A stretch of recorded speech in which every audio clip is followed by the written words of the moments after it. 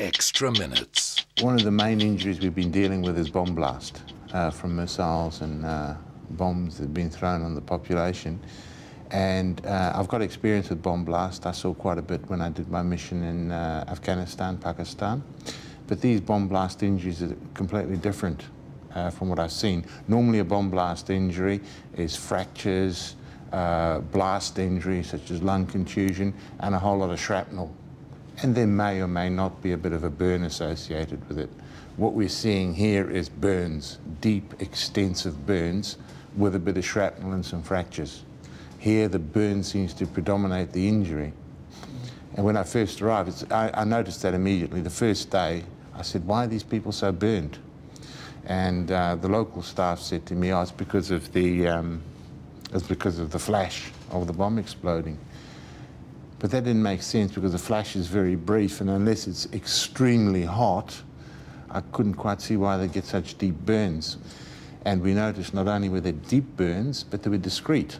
In other words, you'd have a big area of very deep burn on the abdomen and absolutely normal skin next door. That's not a flash burn. That's a contact burn, like hot liquid or something like that.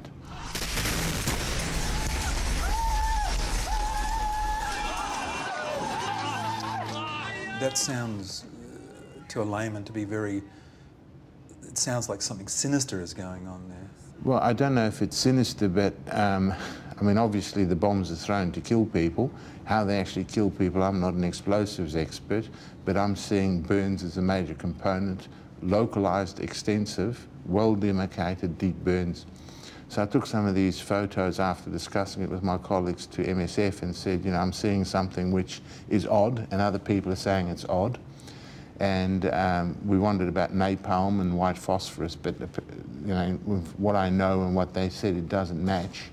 So they've sent some of these images on to the ICRC, International Red Cross Red Crescent, who've got experts in this sort of stuff, and they're looking at the pictures.